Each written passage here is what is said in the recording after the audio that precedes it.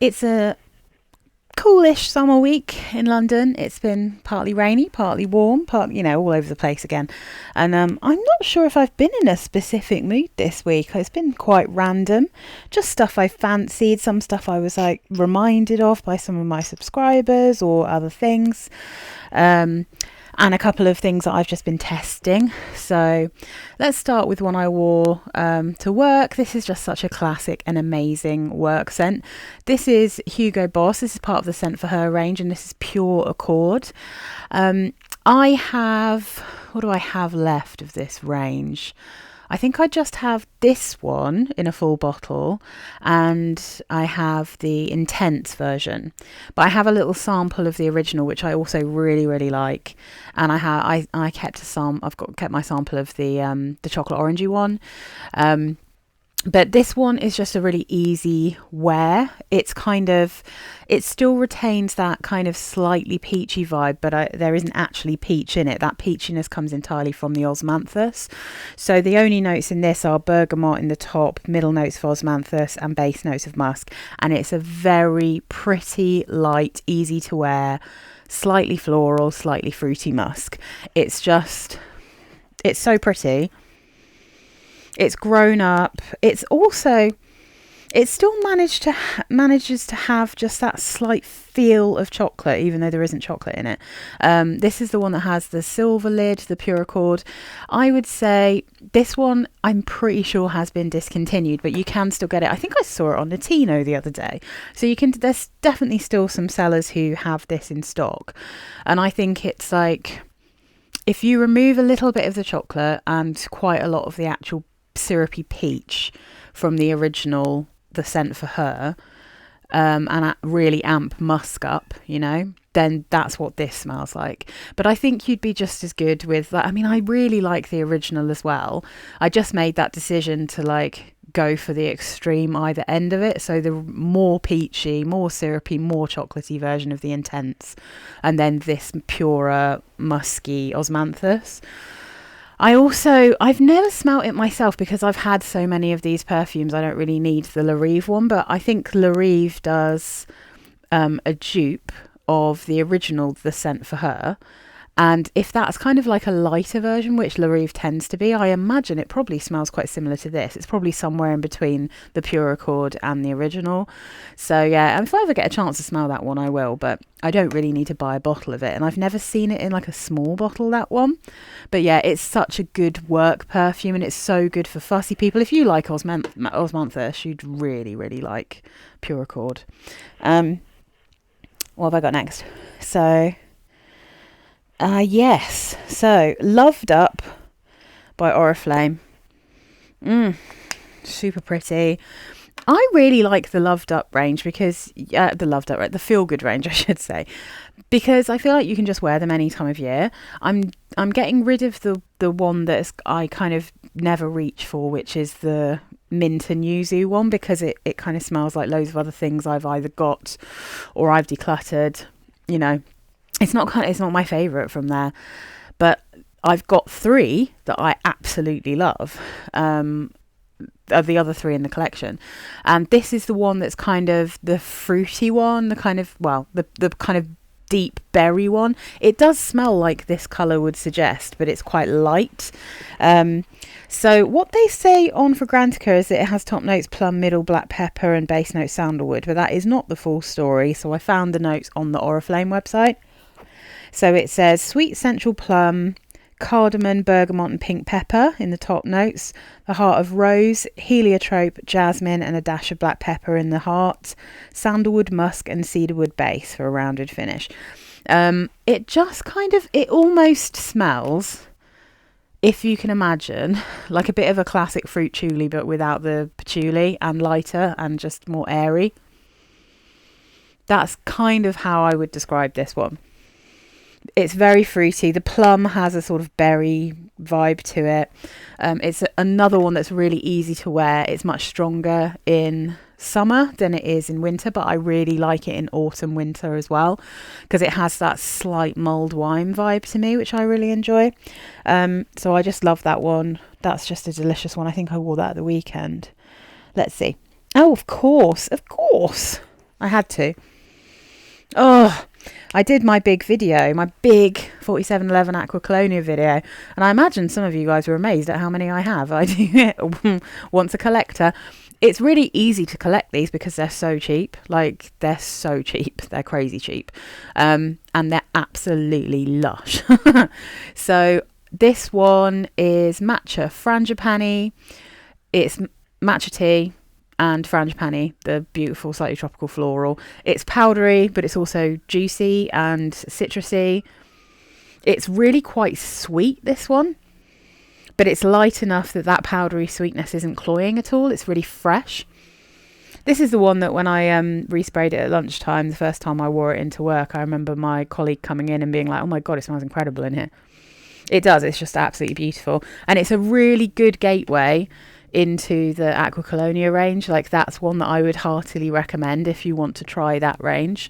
Because I think, unless you don't like sweet and powdery things, or, you know that you don't like matcha things, or you don't like Frangipani, then this is like a really safe smell, I'd say. It's like fresh, clean, perfect for summer, but it's not sharp at all. It doesn't have anything screechy. It doesn't have anything like too acidic. It's just perfectly sweet and cozy and comfy while still being super bright and good for summer.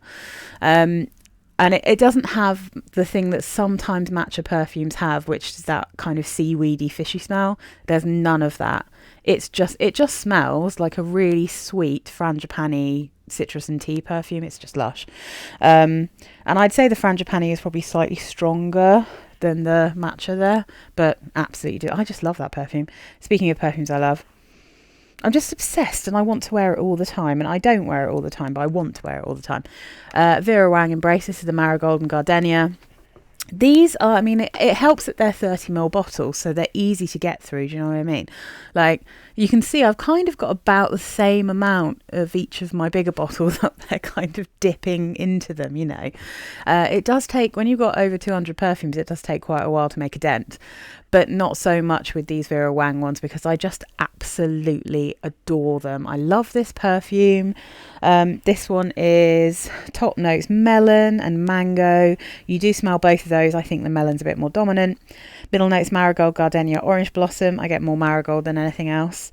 I love marigold. Base notes cardamom, musk, sandalwood and cedar. I definitely get sandalwood, quite a lot of musk. I wouldn't really notice it was cedar, and the cardamom gives it that slight dull, heady smell, which I think when mixed with the orange blossom gives it a slight lotiony vibe, but not in a really lotiony way. I realised, having tried other kind of sun creamy style perfumes, that this one does give me that same vibe, but without the kind of sickening lotion vibe, like without too much of that and without any saltiness. I just love this. I think it smells like sunshine and summer. It's just one of my absolute all-time favourites. It's a classic winner. Just going to try and place that in the centre a little bit. Okay. Oh yeah. And then I got this one ages ago, but I decided to give it a full wear to work. And this is Moringa from the Body Shop. Now, this particular perfume, definitely, because I wore it on a much more humid day and it lasted way longer, but I also put it on my clothes. So the first time I tried it, I reckon on my skin, when it was a bit cooler, I maybe got a couple of hours out of it, which is quite normal for Body Shop perfumes. The eau de toilettes anyway, they don't really last very long. I actually find that with quite a few of the vegan perfumes, to be honest, they don't last very long, but that makes sense because there's probably all kinds of nasties in regular perfumes that help kind of lock them onto your skin, you know. Anyway, I digress. This is the one that I think smells a bit like Ananya, and having worn it for most of Friday, what I was thinking is maybe it actually smells like a body lotion version of Ananya, because there's definitely something quite lotiony about this. So it definitely seems to have that same Ananya vibe. It's not identical because it's definitely not as peachy and not as kind of syrupy or quite as tangy, but it is a very tangy floral to me. It doesn't list the notes anywhere that I can find, so it's kind of like an imaginary, what is this supposed to smell like? However, like I said, I really do think it smells quite a lot like Ananya, and the notes from Ananya Top notes peach, melon, violet, coconut and bergamot. Middle notes tuberose, ylang ylang, jasmine, freesia and rose. Base notes sandalwood, musk, vanilla and cedar. Now that sandalwood, musk, vanilla, freesia, jasmine, those notes together, I don't know whether there's coconut in here, but I wouldn't be surprised. They give it that slightly creamy, lotiony smell.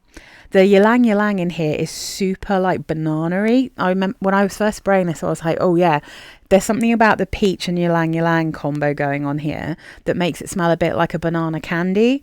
But there's also definitely tuberose in this. Absolutely sure that there is tuberose in this perfume. So it has that slight bubblegumminess to it. It actually, in a way, don't quote me maybe, but it gives me a vibe of a very youthful and easy to wear version of something like Latte. So Latte is kind of, I think it's pear in Latte, so it's got this beautiful syrupy pear with this kind of bubblegummy tuberose. But then that one leans a little bit more kind of, I mean, you would call it mature, right? It's got a real grown-up vibe about it. It's like a grown-up, sexy lady smell. It's got patchouli and all kinds of other things in there that... the patchouli is what makes that unwearable to me, but it is quite a tangy floral as far as I'm concerned, like a tangy tuberose because of that juicy tangy pear. And this is kind of similar to that, but it's a peachy smell. But I mean, it's not one that makes me feel sick. But what I will say about this is I loved this when I put it on in the morning. And I really enjoyed it on my way to work. But by the time it got to lunchtime, I was pretty much done with it. And I think that's probably because I realised it had that slight lotiony vibe going on, which sometimes I can struggle to wear. And I certainly don't like wearing for too long most of the time. So I wore this. I could still smell it until lunchtime. And I didn't put any more on at lunchtime. And what I did instead was I have a couple of perfumes I keep at work. So what I put on before I came back on the tube and came home was my Scentology perfume I keep at work called Vanilla Latte in Velvet Woods. But that just smells identical. And the reason that's at work is because it smells identical to Britney Spears' Prerogative, the original one. Let me just have a quick sniff. I mean, yeah, they pretty much smell identical. I can literally wear this one and then take that other one into work. Like that's how similar they smell. So I really like not Ego. I do like Ego. I really like Prerogative. I think it kind of smells a little bit like a really creamy, sweetened latte, you know, like one that has some kind of vanilla caramel syrup in it, you know, those ones you get from places like Starbucks, you know, where it's sort of a coffee, but is it really a coffee? There's so much sugar in it, you know, that kind of scent.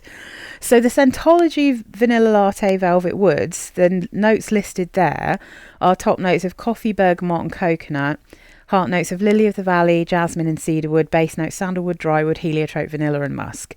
The notes for Prerogative are top notes apricot, goji berries and pink pepper, middle notes coffee, saffron, red lily, base notes sandalwood and amberwood. Now, I almost think that the Scentology one sounds a little bit more... I mean, I guess, well, I don't know, because neither of them list like caramel or cream or milk, but they both smell super lactonic. And I mean, the fact that it's called Velvet Latte, I mean, yeah, it smells like a latte. It doesn't just smell like coffee. It's not like a bitter black coffee. It's very, very creamy. So yeah, I just because it's quite light. Ego, like the Prerogative Ego, which is a fruitier version of this original one. That one is stronger, absolutely stronger. I can't wear that one in warm weather, but I can happily wear this in warm weather. And the Scentology one is about the same kind of level of lightness, you know. So I actually really enjoyed that. I was really in the mood for it. Okay, and what else have I worn? This guy. I absolutely love this bottle. This is JLo Blue Glow. It's delicious. Let's have a look at the notes here. So top notes of mangosteen and orange, middle notes of water notes, water lily, orchid and tincture of rose, base notes of oak moss, sandalwood, mahogany, Virginia cedar and tonka bean.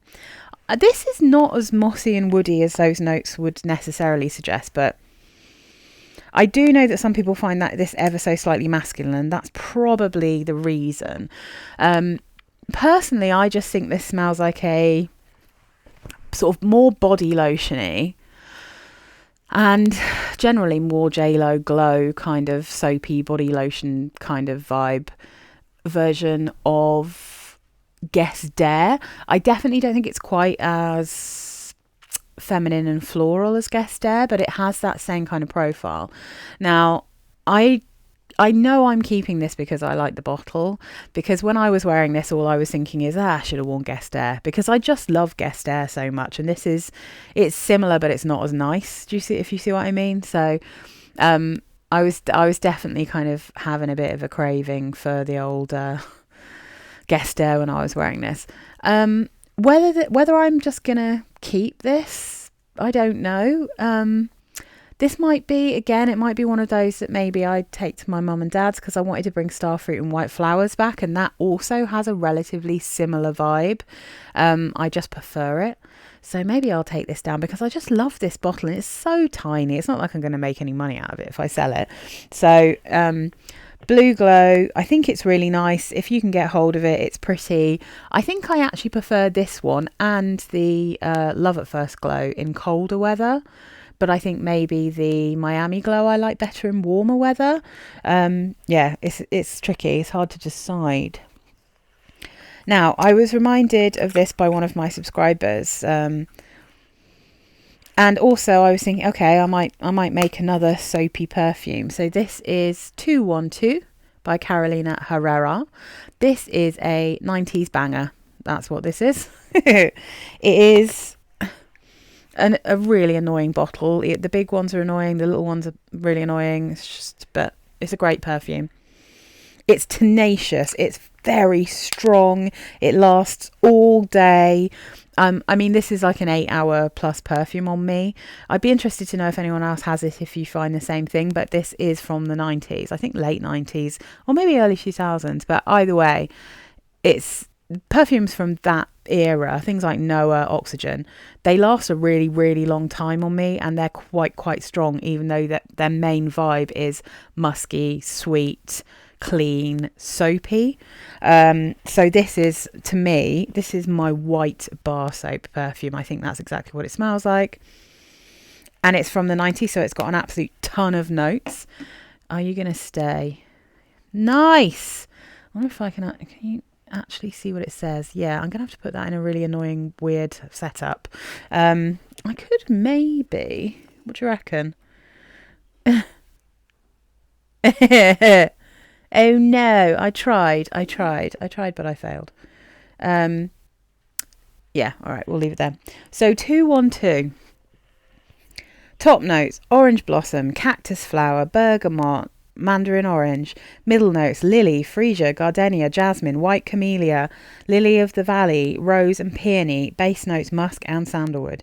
Now, one of the interesting things about this, having not worn it for quite a while and wearing it again after I got those Monothem perfumes, is Monothem Camellia does have a little bit of a vibe of this. It's just more vanilla-y, kind of sweeter, more vanilla-y, and in my personal opinion, I not as nice. I don't like that one as much. But I think that it has, like, camellia is like an invented imaginary floral smell, but it's very similar in this and that. And so I would actually put now the camellia really high up in the mix here. The votes are that musk is at the top of this, followed by lily, orange blossom and freesia. I definitely get freesia. I can get some lily. I definitely get gardenia. I don't really get much orange blossom in this, and I don't really like orange blossom very much. It's quite difficult to get a lid off this. But yeah, that kind of really sweet musk. Definitely get sandalwood. Definitely get freesia. But yeah, that camellia smell is really recognisable from that Monothem perfume. So I wonder if that's their version of 212. I wonder how long it's been around for, because 212 I think was very popular when it first came out. That is such a good one. And I did say in the comments when I was chatting to the subscriber who reminded me about this, I did tell her that I would do another soapy perfumes, because I definitely have lots more kind of perfumes that I think smell a bit like bar soaps. I mean, let's be real, this is one of them. The whole Glow range smell like kind of bar soaps or lotions. But I will do a second part. If you are new to my channel and you like those kind of perfumes, you can have a look. I've got one with all of my old kind of bar soap smells. I think I've probably only decluttered like one of those, and and it was Pure by Alfred Sung, and the only reason I've decluttered that one a long time ago is because it smells so much like this, but kind of with a bit more tang, and I just preferred this, and it's a smaller bottle, so I kept this one and got rid of Pure. But yeah, I will do another one because I have more perfumes now that I think fit into that kind of realm. All right, now we are currently going to move into samples. So this sample here is Eclat de Nuit from Lanvin. The Eclat of the night. I don't know what Eclat means, which I probably should have looked at. It says Eclat de Nuit, an intensely coloured fragrance that blends fruity effervescence of blackcurrant and the elegance of night blooming jasmine. Now, when I ordered this, if I just put this here for a second, you can see I just wanted to know what this smelled like because I love that bottle as well. I just really, I want one of the Eclat de Fleurs, or I love these bottles, but the problem is there's none of the fragrances that I particularly love. So here it says top notes of blackcurrant, red apple and lemon, middle notes freesia, lady of the night flower, jasmine and orange blossom, base notes praline, vanilla and sandalwood. So when I ordered this, I didn't realise that it was going to be jasmine forward, you know. And to be honest, I'm not sure if I just smelt it and hadn't read this, that I'd be like, oh, jasmine is the main floral here. Let me just spray. Oof. Okay, so this is another one of those Lanvins that to me smells a bit screechy, kind of like a what's it called, like a kind of laundry powder, kind of sharp. Yeah, it's more like the one in Mon Eclat and like what's it called, like the Lancôme musk type perfumes that I don't like, that I find really screechy and sharp. Yeah, it smells a little bit like laundry detergent. I really like the blackcurrant in this though. I've just realised I wore something else that I forgot to grab. Because I tested this one out in the morning. This would have been at the weekend. No, and I can't get along with this one. This is a beautiful bottle of something that I don't particularly like as a scent, you know. So that one wasn't any good for me. But what I did instead was I just wore Lush the Comforter. Instead, I kind of waited for this one to wear off, and I hadn't really enjoyed it. And then I just put the Comforter on, and that's delicious, that one. That one is a blackcurrant body spray that dries down, definitely smells like vanilla in the base. Now, I'm glad because I know that Delicious Delights got a Comforter earlier this year, I think, and fell in love with it, or maybe last year now. I was recently watching a Maria Colette video, and she had sampled the Comforter from Lush and totally fell in love with it because she, like me, really likes blackcurrant perfume. She likes blackcurrant and raspberry. And she was saying that it smelled like vanilla in the dry down, and I feel very good about that because I really, really, really think it smells like vanilla. But it doesn't list having any kind of vanilla in it. But that's why, unless I'm really in the mood for it, I struggle with that one a little bit, just because I love the Ribenery blackcurrant smell that you get when you first spray it. It smells like Ribena hard candies, you know. But then it dries down and gets increasingly kind of sweet, creamy, slightly vanillic. But I was really in the mood for it after trying this one, because Eclat de Nuit I found really screechy and uncomfortable. Yeah, I just don't like that kind of... I don't like the Lanvins that lean into the laundry, like the laundry musk kind of smell. So I wore the comforter and then really enjoyed it. I have the comforter, but not in the original spray bottle. I have what was left of that spray bottle, because I cleaned out the spray bottle and took it back to Lush to recycle. I just have it in a little kind of decant bottle, but it's a great perfume, and it's 20 quid for a massive bottle. Surprisingly strong and long lasting. So then I've been meaning... Speaking of Maria Colette, she talks about this one a fair bit because she loves this one. And I have had this on my list of wanting to get a sample of it. In fact, the sample has been in my eBay watch list for so long. It got down to like, I think it said there was only one left or something. So I just was like, oh no, I better get it. This is Acqua de Parma, Blue Mediterraneo, Mandorlo de Sicilia.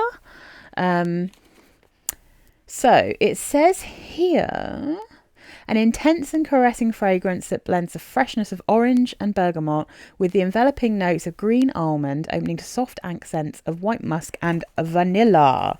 Now, I just thought this sounded so interesting. The notes are as follows. Top notes, green almond, star anise, orange, bergamot. Middle notes, white peach, ylang ylang, jasmine. Base notes, bourbon vanilla, tolu balsam, white musk and cedar. And I had smelt this on a little sprayer that I've been hanging on to from John Lewis when I went in there a while back. Let me just give this a quick spritz. And by the time I got home, it had dried down into quite a pretty soft, slightly almondy, slightly vanilla-y, but still slightly balsamic and unusual kind of scent. And I was thinking, I'd quite like to try this on my skin and see what I think. So here's the thing with this. It has a medicinal vibe in it that makes people say it smells like root beer. So if you're not from the US and you've not had root beer, you might have had sarsaparilla, which I think they have in like Caribbean countries and other places. And in the UK, we'd call it dandelion and burdock.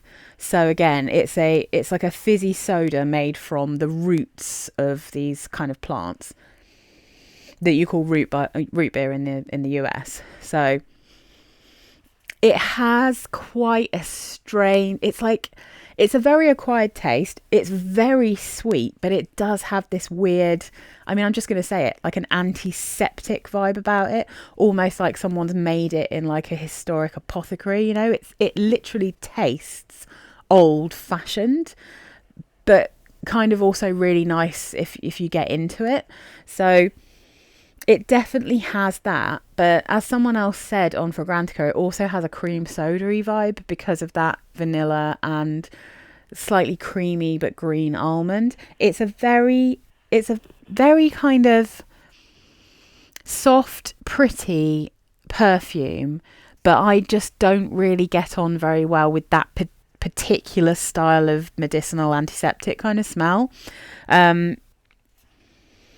So I kind of can't stop sniffing it, but I did not like it when I wore it. Like, no, that's not true.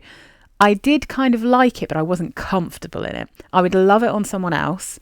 I just didn't find it at all easy to wear, you know? So just not really for me. But what I will say about this is that if you are someone who loves Hypnotic Poison, but very sensibly can't wear it in hot weather because it's quite kind of heavy and thick and strong, this is kind of like the perfect summer version of that smell. It has the jasmine, it has the almond, it has the vanilla, it has a bit of that creaminess, but it also has that root beery kind of weird spicy medicinal vibe that you get in Hypnotic Poison. So yeah, I think if you like Hypnotic Poison, you could totally think of this as like Hypnotic Poison summer. Like that's just how I feel about that one. I think it's really pretty. And to be honest, I think Hypnotic Poison's pretty. I just can't wear it. I just can't wear that perfume. But I do appreciate the beauty of it. Same with Pure Poison. Like most of the other poisons, I can't wear, you know, because there's often too much jasmine, let's be real. So the last thing I'm just going to chat about is another from Simon Constantine's perfume range, from the And perfume range. This is Far. This is the one that I did a little short of, and this is the one that smells like a lemon cheesecake, or more specifically, like I said, I mean, you'll see, because I will put my full review up at some point of that, of the whole experience. That's not the discovery set, the whole discovery set of the 9 perfumes that you can get from And. This smells like my mum's key lime pie. I mean, it smells literally like the digestive biscuit base with a bit of saltiness that you get in digestives, the sugariness, and then like condensed milk, lime zest, kind of limey, lemony juice, and like that creamy cream cheese kind of mix. Holy F-bomb. So the thing with this perfume is that I'm not entirely sure that it's massively strong or that it lasts particularly long, but I'm obsessed with it and I love it, and I'm definitely going to have to get a bottle of this. I didn't go full ham though, because it is very, very sweet at first. But I kind of feel like I don't care if this one's fleeting and I resprayed it, because I wouldn't wear it all the time. But it is probably the best gourmand I've ever smelled in terms of like what I like. It's not too strong. It's not too sickeningly sweet. It's not too salty. It's not too creamy. It's got a very bright and realistic, zesty, delicious citrus in it. And although when you first spray it, it does have a biscuity smell, it doesn't retain a literal biscuit smell throughout the whole thing. It literally just turns into a proper perfume version rather than a kind of Sol de Janeiro dirty towel kind of biscuit smell. I mean, I've not smelt the Acqua Bake, but I'd love to compare them, because from what I've heard about that and what I've read about it, I think Far is going to be far superior to that. So you can get a 10ml bottle of the eau de parfum. You can get for 35 quid. You can get these little testers, I think, for 6.50. These are 2ml of the eau de parfum. I might get they get for £69. You can get a bottle of the eau de toilette, and because I've got a £25 voucher from that discovery set, I might actually get the big eau de toilette of this and then just go ham with it and spray it on my clothes and all over me when I want to wear it. But it's £125 if you want 50ml of the eau de parfum. So it's not cheap because it's full niche, but the quality is definitely there here. It's frigging stunning. I just honestly, it's so delicious. If you like lemony gourmands, it's incredible. I haven't read you the notes. Top notes: yuzu and kaffir lime. Middle notes: mandarin orange and labdanum. Base notes: biscuit. It is incredible. It's so delicious. Perfect level of sweetness. Perfect level of zesty citrus. Perfect like sugary, delicious biscuit. I would never have guessed there was labdanum in this, to be honest. It just fully smells like a lemon cheesecake or a key lime pie. Like, oh my god. Just perfect. And it also, I don't know if this is going to sound mad, it smells very British. It smells like a British no-bake kind of cheesecake, you know? It's just magical. So yeah, I'm waiting till payday, and then as a little treat, I'm probably going to do a little order from And Perfumes. And I imagine what I'll do is, like I said, I'll get the 50ml eau de toilette bottle of this one, which needs kind of lots of sprays, I think. And then maybe the 10ml of Frank, because I can't stop thinking about Frank. When I put my lanyard on, I think I wore it on Friday. last week so you'll have seen it in my last one, and then when I put my lanyard on Monday, I could still smell it on there, and I was like, oh god, I love Frank. So even though it smells quite a lot like my Lush Love perfume, I just want a little bottle of that. So yeah, that's everything this week, and I think I've got my philosophy body spray perfumes coming up on Wednesday, and I am going to get my bum in gear to do some of the videos I've been promising, but it's just finding the time to do them. I thought we were going to have a tube strike this week. We originally did have one planned, and that's when I was going to get some of my vids done, but we'll just see when I get a chance. Tell me what you've been wearing this week. Tell me if you have any of these. Tell me if you have Eclat de Nuit or Acqua de Parma, this Mandorlo de Sicilia. And obviously, if anyone has smelt Far, I absolutely want to know what people think about it. And if you're in the UK, and it's like easy for you to get these from the And website, oh my god, if you, like I said, it's so worth trying this. Oh, it's just... I'm obsessed. Maybe I should try and get a Acro Bake one to just compare it to, because I think I know which one I'd prefer, but you know, I might be totally wrong about that. All right. Bye guys. I hope you have a lovely week, and I'll see you next week.